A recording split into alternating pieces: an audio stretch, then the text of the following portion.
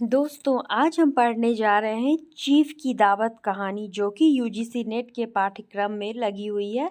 भीष्म साहनी इसके रचनाकार हैं। तो चलिए शुरू करते हैं। आज मिस्टर श्यामनाथ के घर चीफ की दावत थी। श्यामनाथ और उनकी धर्म पत्नी को पसीना पोंछने की फुर्सत न थी। पत्नी ड्रेसिंग गाउन पहने, उलझे हुए बालों को का जूड़ा बनाए, मुंह पर फैली हुई सुर्खी और पाउडर को मले, और मिस्टर श्यामनाथ सिगरेट पर सिगरेट फूंकते हुए चीज़ों की फेहरिस्त में हाथ में थामे एक कमरे से दूसरे कमरे में आ जा रहे थे। आखिर 5 बजते बजते तैयारी मुकम्मल होने लगी। कुर्सियाँ, मेज, तिपाहियाँ, नैपकिन, फूल सब बरामदे में पहुंच गए। ड्रिंक का इंतजाम बैठक में कर दिया गया। अब घर का फालतू सामान अलमारियों के पीछे और पलंगों के नीचे छिपाया जाने लगा। तभी श्यामनाथ के सामने सहसा एक अड़चन खड़ी हो गई। माँ का क्या होगा? इस बात की और ना उनका और ना ही उनकी कुशल गृहिणी का ध्यान गया था। मिस्टर श्यामनाथ श्रीमती की ओर घूमकर अंग्रेजी में बोले, माँ का क्या होगा? श्रीमती काम करते करते ठहर गईं और थोड़ी देर तक सोचने के बाद बोली, इन्हें पिछवाड़े इनकी सहेली के घर भेज दो। रात भर बेशक वहीं रहें, कल आ जाएं। श्यामनाथ सिगरेट मुंह में रखे सिकुड़ी आंखों से श्रीमती के चेहरे की ओर देखते हुए पल भर सोचते रहे। फिर सिर हिलाकर बोले, नहीं, मैं नहीं चाहता कि उस बुढ़िया का आना जाना यहाँ फिर से शुरू हो। पहले ही बड़ी मुश्किल से बंद किया था। माँ से कहें कि जल्दी ही खाना खा के शाम को ही अपनी कोठरी में चली जाएं। मेहमान कहीं 8 बजे आएंगे, इससे पहले ही अपने काम से निबट लें। सुझाव ठीक था, दोनों को पसंद आया। मगर फिर सहसा श्रीमती बोल उठी, जो वह सो गई और नींद में खर्राटे लेने लगी तो? साथ ही तो बरामदा है जहाँ लोग खाना खाएंगे। तो इन्हें कह देंगे कि अंदर से दरवाज़ा बंद कर लो, मैं बाहर से ताला लगा दूंगा। या माँ को कह देता हूँ कि अंदर जाकर सोए नहीं, बैठी रहें, और क्या। और जो सो गई तो डिनर का क्या मालूम कब तक चले? 11-11 बजे तक तो तुम ड्रिंक ही करते रहते हो। श्यामनाथ कुछ खींच उठे, हाथ झटकते हुए बोले, अच्छी भली या भाई के पास जा रही थी, तुमने यूं ही खुद अच्छा बनने के लिए बीच में टांग अड़ा दी। वाह, तुम और माँ और बेटों की बातों में मैं क्यों बुरी बनूं? तुम जानो और वह जाने। मिस्टर श्यामनाथ चुप रहे। यह मौका बहस का न था, समस्या का हल ढूंढने का था। उन्होंने घूमकर माँ की कोठरी की ओर देखा। कोठरी का दरवाज़ा बरामदे में खुलता था। बरामदे की ओर देखते हुए झट से बोले, मैंने सोच लिया है। और उन्हीं कदमों में माँ की कोठरी के बाहर जा खड़े हुए। माँ दीवार के साथ एक चौकी पर बैठी दुपट्टे में मुंह सिर लपेटे माला जप रही थी। सुबह से तैयारी होती देखते हुए माँ का भी दिल धड़क रहा था। बेटे के दफ्तर का बड़ा साहब घर पर आ रहा है, सारा काम सुविधे से चल जाए। माँ, आज तुम खाना जल्दी खा लेना, मेहमान लोग 7:30 बजे तक आ जाएंगे। तो जैसे जिस तरह के प्रश्न आ रहे हैं, तो मेहमान लोग कब कितने बजे तक आ जाएंगे? तो 7:30 बजे। माँ ने धीरे से मुंह पर से दुपट्टा हटाया और बेटे को देखते हुए कहा, आज मुझे खाना नहीं खाना है बेटा। तुम तो जानते हो मांस मछली बने तो मैं कुछ नहीं खाती। जैसे भी हो अपने काम से जल्दी निपट लेना। अच्छा बेटा। और माँ, हम लोग पहले बैठक में बैठेंगे, उतनी देर तुम यहाँ बरामदे में बैठना। फिर जब हम यहाँ आ जाएं तो तुम गुसल खाने के रास्ते बैठक में चली जाना। माँ अवाक बेटे का चेहरा देखने लगी, फिर धीरे से बोली, अच्छा बेटा। और माँ, आज जल्दी सो नहीं जाना, तुम्हारे खर्राटों की आवाज़ दूर तक जाती है। माँ लज्जित सी आवाज़ में बोली, क्या करूं बेटा, मेरे बस की बात नहीं है। जब से बीमारी से उठी हूँ, नाक से सांस नहीं ले सकती। मिस्टर श्यामनाथ ने इंतजाम तो कर दिया, फिर भी उनकी उधेड़-बुन खत्म नहीं हुई। जो चीफ अचानक उधर आ निकला तो 8-10 मेहमान होंगे, देसी अफसर, उनकी स्त्रियां होंगी, कोई भी गुसल खाने की तरफ जा सकता है। क्षोभ और क्रोध में वह झुंझलाने लगे। एक कुर्सी को उठाकर बरामदे में कोठरी के बाहर रखते हुए बोले, आओ माँ, इस पर जरा बैठो। तो माँ माला संभालती, पल्ला ठीक करती उठी और धीरे से कुर्सी पर आकर बैठ गई। यूं नहीं माँ, टांगे ऊपर चढ़ाकर नहीं बैठते, यह खाट नहीं है। माँ ने टांगे नीचे उतार ली और खुदा के वास्ते नंगे पाँव नहीं घूमना, ना ही वह खड़ाऊँ पहनकर सामने आना। किसी दिन तुम्हारी यह खड़ाऊँ उठाकर मैं बाहर फेंक दूंगा। माँ चुप रही। कपड़े कौन से पहनोगी माँ? जो है वही पहनूंगी बेटा, जो कहो पहन लूँ। मिस्टर श्यामनाथ सिगरेट मुंह में रखे फिर अधखुली आंखों से माँ की ओर देखने लगे और माँ के कपड़ों की सोचने लगे। श्यामनाथ हर बात में तरतीब चाहते थे। घर का सब संचालन उनके अपने हाथ में था। खूंटियाँ कमरों में कहाँ लगाई जाए, बिस्तर कहाँ पर बिछे, किस रंग के पर्दे लगाए जाए, श्रीमती कौन सी साड़ी पहने, मेज किस साइज की हो। श्यामनाथ को चिंता थी कि अगर चीफ का साक्षात माँ से हो गया तो कहीं लज्जित नहीं होना पड़े। माँ को सिर से पांव तक देखते हुए बोले, तुम सफ़ेद कमीज और सफ़ेद सलवार पहन लो। माँ, पहन के आओ तो ज़रा देखूं।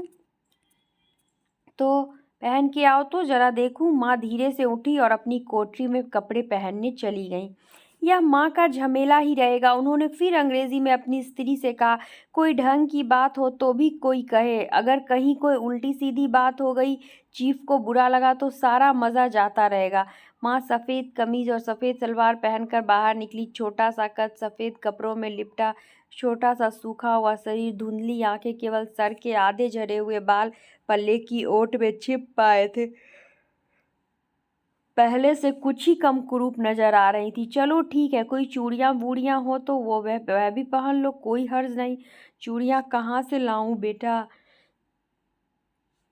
तुम तो जानते हो सब जेवर तुम्हारी पढ़ाई में बिक गए। यह वाक्य श्यामनाथ को तीर की तरह लगा।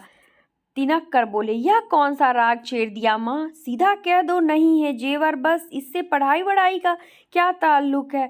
जो जेवर बिका तो कुछ बनकर ही आया हूँ। नीरा लंडूरा तो नहीं लौट आया। जितना दिया था उससे दुगुना ले लेना। मेरा जीव जल जाए बेटा, तुमसे जेवर लूंगी? मेरे मुंह से यूं ही निकल गया। जो होते तो लाख बार पहनती। 5:30 बज चुके थे। अभी मिस्टर श्यामनाथ को खुद भी नहा धोकर तैयार होना था। श्रीमती कब की अपने कमरे में जा चुकी थी। श्यामनाथ जाते हुए एक बार फिर माँ को हिदायत करते गए, माँ रोज की तरह गुमसुम बन के नहीं बैठी रहना। अगर साहब इधर आ निकले और कोई बात पूछे तो ठीक तरह से बात का जवाब देना। मैं ना पढ़ी ना लिखी बेटा, मैं क्या बात करूँगी? तुम कह देना माँ अनपढ़ है, कुछ जानती समझती नहीं, वह नहीं पूछेगा। 7 बजते बजते माँ का दिल धक धक करने लगा। अगर चीफ सामने आ गया और उसने कुछ पूछा तो वह क्या जवाब देगी? अंग्रेजी को तो दूर से ही देखकर घबरा उठती थी। यह तो अमेरिकी है, न मालूम क्या पूछे, मैं क्या कहूँगी? माँ का जी चाहा कि चुपचाप पिछवाड़े विधवा सहेली के घर चली जाए, मगर बेटे के हुक्म को कैसे टाल सकती थी। चुपचाप कुर्सी पर से टांगे लटकाई वहीं बैठी रही। एक कामयाब पार्टी वह है जिसमें ड्रिंक कामयाबी से चल जाए। श्यामनाथ की पार्टी सफलता के शिखर चूमने लगी। वार्तालाप उसी रॉ में बह रहा था जिस रॉ में गिलास भरे जा रहे थे। कहीं कोई रुकावट ना थी, कोई अड़चन ना थी। साहब को विस्की पसंद आई थी, मेम साहब को पर्दे पसंद आए थे, सोफ़ा कवर का डिज़ाइन पसंद आया था, कमरे की सजावट पसंद आई थी। इससे बढ़कर क्या चाहिए? साहब तो ड्रिंक के दूसरे दौर में ही चुटकुले और कहानियाँ कहने लगे थे।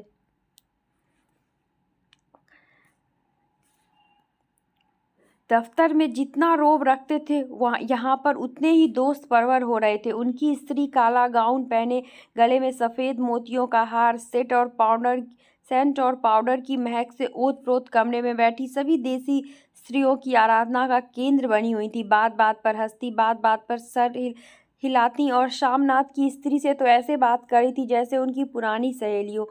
और इसी रो में पीते पिलाते 10:30 बज गए। वक्त गुजरते पता ही न चला। आखिर सब लोग अपने अपने गिलासों में से आखिरी घूंट पीकर खाना खाने के लिए उठे और बैठक से बाहर निकले। आगे आगे श्यामनाथ दिखाते हुए, पीछे चीफ और दूसरे मेहमान। बरामदे में पहुंचते ही श्यामनाथ सहसा ठिठक गए। जो दृश्य उन्होंने देखा उससे उनकी टांगें लड़खड़ा गई और क्षण भर में सारा नशा हिरन होने लगा। बरामदे में एन कोठरी के बाहर माँ अपनी कुर्सी पर ज्यों की त्यों बैठी थी, मगर दोनों पांव कुर्सी की सीट पर रखे हुए और सिर दाएं से बाएं और बाएं से दाएं झूल रहा था और मुंह में से लगातार गहरे खर्राटों की आवाज़ें आ रही थी। सब जब सिर कुछ देर के लिए टेढ़ा होकर एक तरफ को थम जाता तो खर्राटे और भी गहरे हो उठते। फिर जब झटके से नींद टूटती तो सिर फिर दाएं से बाएं झूलने लगता। पल्ला सर पर से खिसक आया था। माँ के झड़े हुए बाल आधे गंजे सिर पर अस्त व्यस्त बिखर रहे थे। देखते ही श्यामनाथ क्रुद्ध हो उठे। जी चाहा कि माँ को धक्का देकर उठा दे और उन्हें कोठरी में धकेल दे, मगर ऐसा करना संभव न था। चीफ और बाकी मेहमान पास खड़े थे। माँ को देखते ही देसी अफसरों की कुछ स्त्रियां हंस दी कि इतने में चीफ ने धीरे से कहा, पुअर डियर। माँ हड़बड़ा के उठ बैठी। सामने खड़े इतने लोगों को देखकर ऐसी घबराई कि कुछ कहते न बना। झट से पल्ला सर पर रखती हुई खड़ी हो गई और जमीन को देखने लगी। उनके पांव लड़खड़ाने लगे, हाथों की उंगलियां थर-थर कांपने लगी। माँ, तुम जाके सो जाओ, तुम इतनी देर तक क्यों जाग रही थी? खिसियाई हुई नजरों से श्यामनाथ चीफ के मुंह की ओर देखने लगे। चीफ के चेहरे पर मुस्कुराहट थी। वह वहीं खड़े खड़े बोले, नमस्ते। माँ ने झिझकते हुए अपने में सिमटते हुए दोनों हाथ जोड़े, मगर एक हाथ दुपट्टे के अंदर माला को पकड़े हुए था, दूसरा बाहर। ठीक तरह से नमस्ते भी न कर पाई। श्यामनाथ इस पर भी खिन्न हो उठे। इतने में चीफ ने अपना दायां हाथ मिलाने के लिए माँ के आगे किया। माँ और भी घबरा उठी।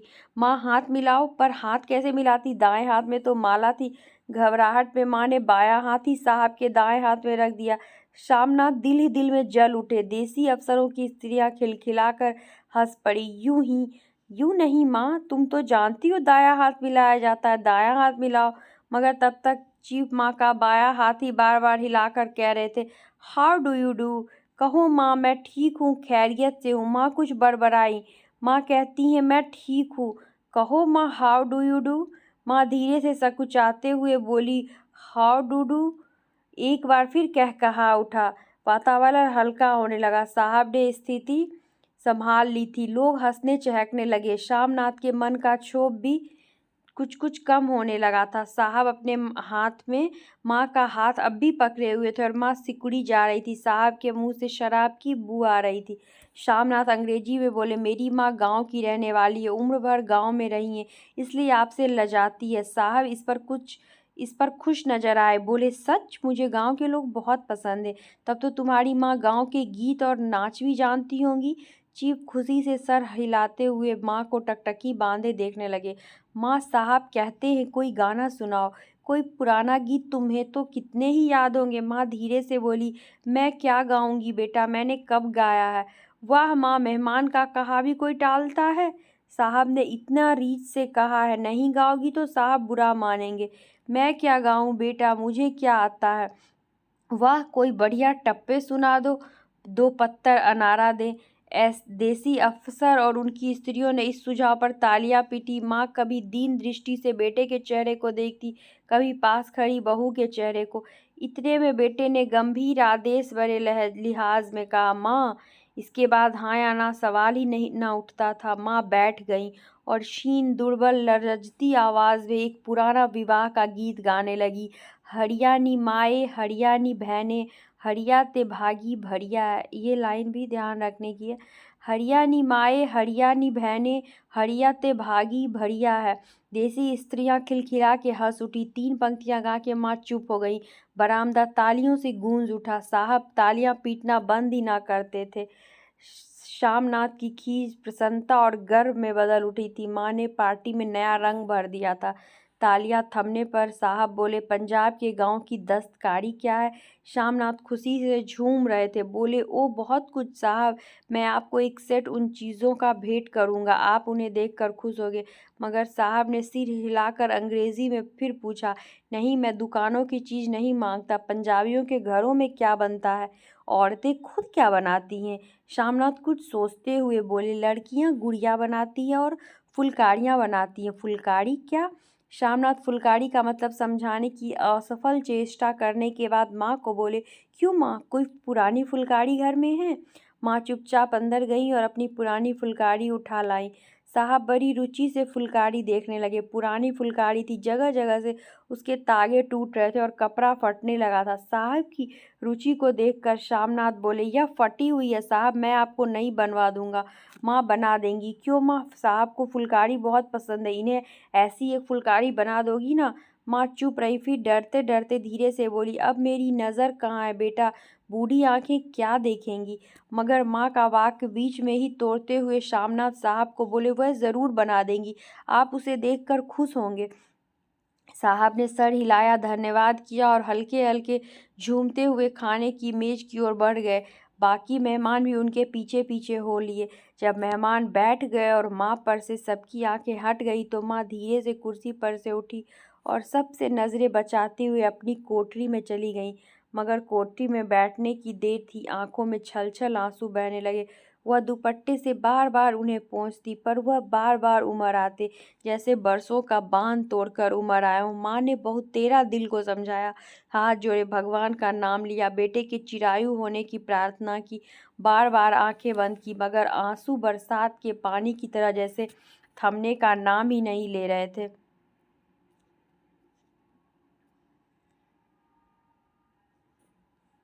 हो गया।